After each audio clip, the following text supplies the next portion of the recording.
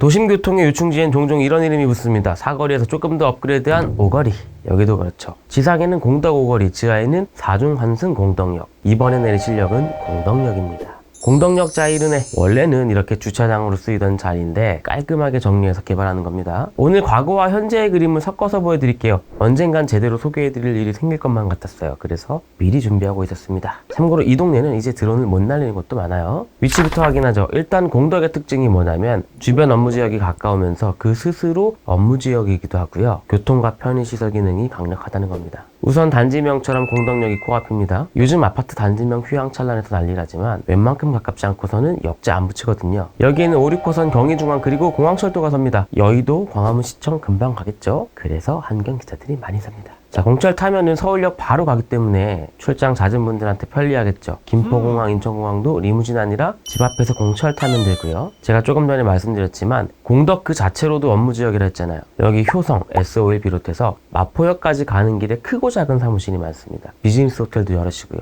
이렇게 대로변은 상업지역, 안쪽은 주거지역, 그 사이는 준주거. 여러 성격의 땅이 섞여 있는 게 공덕의 특징입니다. 우리 단지는 준주거예요. 마저 보죠. 아무리 로켓 배송의 시대라도 급할 때는 내가 마트 다녀오는 게 더 빠르죠. 슬리퍼 사정권에 이마트가 있고요. 쇼핑에 진심인 분들은 저기 여의도까지만 가시면 더 현대가 있습니다. 물론 신천역으로 오셔도 현대백화점이 있어요. 하지만 여기서 가장 중요한 시설은 세브란스 병원이죠. 사람은 나이를 먹으면서 점점 체감하게 됩니다. 큰 병원이 가까운데 있냐 없냐의 차이를. 하지만 이 동네 가장 큰 자랑거리는 이거죠. 한 블럭만 들어오면 펼쳐지는 경의선 숲길. 원래 이 자리를 지나가던 경의중앙선을 지하로 묻어버리고 6.3km 철길을 선형공원으로 만든 자리입니다. 한국의 도시개발 역사에서 굉장히 중대한 사건이었고 덕분에 많은 지역의 풍경이 급이 달라졌어요. 홍대 쪽 연트럴파크만 놀기 좋은 게 아니라 요즘은 공덕에서 대흥역 가는 숲길 주변에도 리조트 카페나 맛집이 계속 늘어나는 중입니다. 근데 보시는 것처럼 우리 단지는 집을 나오자마자 숲길이랑 이어져요. 여기 교회 옆은 다 정리해서 소공원이 됐고요. 공원 따라 몇 발자국만 더 나오면 숲길입니다.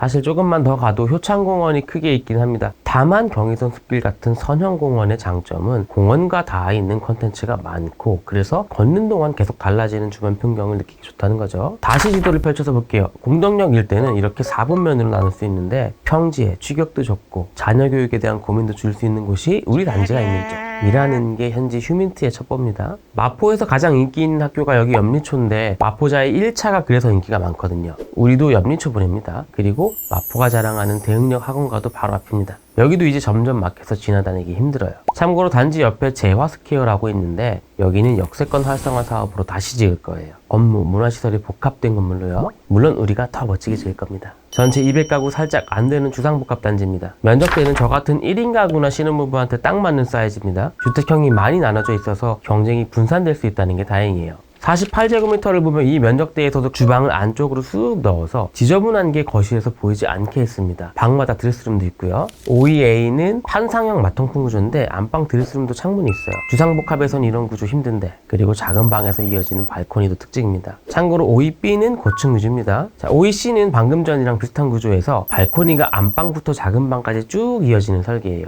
아들 공부 열심히 하고 있지? 59A는 반듯한 4베이 판상형 마통풍인데 안방 드레스룸 좀 보세요. 이야, 들어가 살아도 됩니다. 59B는 안방과 작은 방 생활권이 구분되는 삽상형이고 물량이 많아서 당첨 가능성도 조금 더 높겠죠. 사실 주상복합이 대단지면 좁은 면적에 동수만 늘어나서 굉장히 촘촘해지거든요. 제 생각에는 지금 딱 적당해요. 주변에 꽉 막히는 것도 없고. 자, 모두 소형 면적대니까 추첨제 기도메타 비율이 조금 더 높은 점 꼭 참고하시고요. 기회를 최대한 활용하려면 신혼부부나 생애 최초 조건이 되는 분들, 특공, 일반 공급 모두 노리셔야겠죠. 자, 부부라면 총알은 몇 발? 투기 과열지구이기 때문에 3발입니다. 특공에 너 한 번, 나 한 번. 일반 공급에 세대주만 한 번. 물론 특공이어도 노부모 부양이나 생애 최초 두 가지 유형은 세대주만 청약하셔야 됩니다. 일정은 이렇습니다. 부디 이웃사촌으로 만나길 빌며 그럼 이만 총총.